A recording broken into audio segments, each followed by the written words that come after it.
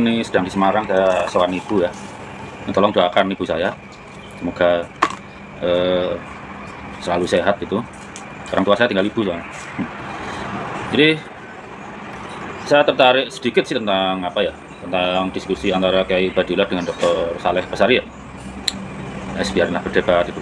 Tapi yang menarik sikap Dr. Saleh Basari meyakini Balawi bukan Duriah Rasul tanpa riset. Apakah itu benar? Itu yang benar. Itu yang benar. Kok bisa? Ingat saya dari ilmu pasti ya. Kalau dalam ilmu pangan, semua bahan pangan itu tidak boleh kalian makan sebelum terbukti aman. Berarti semua bahan pangan diragukan kan? Makanya kita sampai belajar genetika. Kenapa? Jangan sampai makanan yang kalian makan itu jadi kanker, tumor, dan semacamnya. Nggak cuma beracun. Kalau akumulatif bisa jadi kanker, tumor. Itu kan kita harus belajar genetika. Jadi pendapat masalah itu benar. Kesalahan para kiai dulu adalah menerima nasab Balawi tanpa riset, itu yang salah. Kalau menolak nasab Balawi tanpa riset itu benar. Balawi lah yang harus membuktikan dengan riset bahwa mereka keturunan paternal Imam Husain bin Ali. Kan klaimnya begitu. Assalamualaikum warahmatullahi wabarakatuh. Bismillahirrahmanirrahim. Allahumma sholli ala sayyidina Muhammadin wa ala alihi wa sahbihi ajma'in, amma ba'du. Ja'alanallahu wa iyyakum min ahli khairi wa sa'ada fid dini wa dunya wal akhirah. Wa sakhalallahu umurana wa umurakum wa umur ummati Muhammadin sallallahu alaihi wasallam fi sa'iril alam. Amin Allahumma amin. Ya, kita juga mendoakan ibunya Bapak Dr. Sugeng Sugiharto, semoga Allah segera beri kesembuhan dan kesehatan. Kita berbeda dalam masalah apapun, dalam hubungan persaudaraan sesama muslim tetap harus saling mendoakan. Sebetulnya kalau seperti Pak Dr. Sugeng ini berbicara tentang masalah kita menolak nasab orang tanpa meneliti, lalu beliau kaitkan dengan terapan dalam masalah pangan atau ilmu pasti. Ya, persoalannya adalah ketika membahas sesuatu justru kita yang mensinergikan dengan hal yang bukan kaitannya. Kalau dalam masalah makanan mungkin iya. Pertama itu harus kita pastikan ini makanan aman. Artinya jangan langsung dimakan. Jadi pertama pasti kita tolak dulu sampai ini terbukti aman. Nah, seperti yang dijelaskan oleh Pak Sugeng. Tetapi kalau dalam masalah nasab itu kan ada, Pak Sugeng ini mungkin harus tahu juga ada kaidah-kaidahnya. Kalau dalam masalah nasab itu, yang seperti di kitab sebelah itu, saya tidak perlu bacakan secara tertib. Di dalam nasab itu, al-aslu fin nasabi as-sihhatu. Hukum asal sebuah nasab itu adalah sahih. Artinya kalau ada orang mengatakan dia bernasab, pada dasarnya itu adalah sahih. Kecuali apa atau sampai apa itu terbukti tidak sahih? Sampai ada toknon yang mufassar, sampai ada pembatalan yang bisa diterima, sampai ada anulir yang ilmiah. Dan anulir yang ilmiah itu atau pembuktian bahwa nasab itu tidak sahih, nah itu kalau bahasa kita, itu hanya bisa diketahui oleh orang yang memang dia itu ahli nasab. Jadi at-tokno al-mufassar itu ya, sodaro minan nasab athiqo al-muqtaman atau al-muqtaman ya. Jadi kamu kalau ada nasab orang, nasab itu palsu ya, apalagi yang jauh, ya, ini berarti kaitannya dengan yang jauh. Itu harus yang memalsukan atau menyatakan itu palsu orang yang kredibel. Orang yang mengerti. Berarti apa kalau begitu? Coba bayangkan kalau setiap nasab, hukum pertama yang kita ambil adalah kita tolak. Karena bahasanya tanpa meneliti. Bagaimana bisa tahu kamu itu batal kalau nggak meneliti?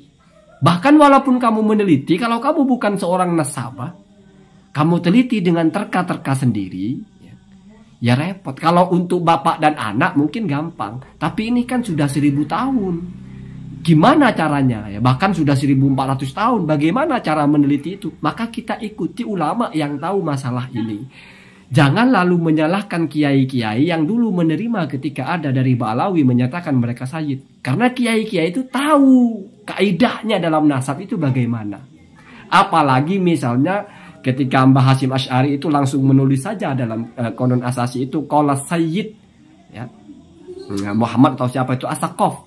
Karena ini ulama, Pak. Ulama mengaku dirinya bernasab ke Rasulullah. Maka ulama yang lain yang mendengar ya, pakai hukum asal, nasab itu hukum asalnya sahih. Apalagi yang mengatakan ulama. Apa iya ulama ini mau berdusta dengan nasabnya? Kalau mau membatalkan justru teliti dulu. Itu pun menelitinya harus pakai standar ilmu nasab. Jadi terbalik dengan masalah makanan. Begitu ya.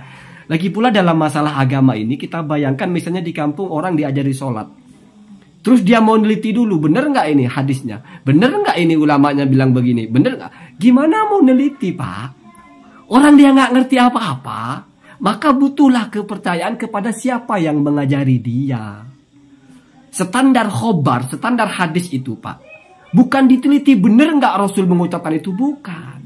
Bukan diteliti mana kitabnya, bukan. Tapi diteliti siapa yang bilang. Imam Bukhari itu menerima hadis, mengatakan ini sahih, ketika Imam Bukhari percaya kepada yang mengucapkan itu. Begitu Pak ya, begitu. Jadi jangan semua terapan yang kita pahami atau kaidah yang kita pahami diterapkan kepada hal lain. Karena ini berbahaya sekali Pak Dr. Sugeng. Ketika ada orang mengatakan bernasab ke Rasulullah, terus Anda tolak tanpa meneliti, itu namanya ta'nun bi ghairi ilmin. Itu namanya memutus nasab orang tanpa ilmu. Itu masuk kepada ancaman Nabi dua hal yang pelakunya itu dihukumi kafir ya. Walaupun kafir bukan akidah ya. Salah satunya adalah meratapi mayat dan ta'nun fil ansab, memutus nasab orang. Ini dijelaskan oleh Ibnu Hajar. Yang boleh mentoknon itu, atau maksud dari toknon yang dilarang itu adalah biwiri ilmin. Kalau bi ilmin, maka boleh. Ibnu Hajar al-Asqalani sendiri pernah membatalkan nasab orang. Karena Ibnu Hajar tahu itu nasabnya keliru. Bagaimana bisa tahu? Meneliti. Kalau tidak meneliti, bagaimana bisa tahu? Kalau tidak tahu, atas dasar apa menolak? Itu Pak ya. Itu jadi jangan kita menyampaikan narasi dalam masalah agama itu kita cocok-cocokkan dengan teori yang kita pahami di mana itu nggak ada kaitannya, begitu ya. Jadi kalau Anda baca dalam kitabnya Ibrahim bin Mansur ya, itu dia mengutip dalam kitab Fathul Bari ketika menjelaskan bagaimana maksudnya dari Rasul itu tidak boleh mentok nasab. Kenapa tidak boleh? Karena di situ toknon nasab di situ disifati dengan sifat yang buruk, yaitu perilaku kafir ya, perilakunya orang-orang kafir atau perilaku yang menyebabkan kamu kafir walaupun bahasanya bukan kafir akidah ya, berarti hukumnya tidak boleh ya. Sama hukumnya dengan meratapi mayat ya, niyah alal mayyiti ya.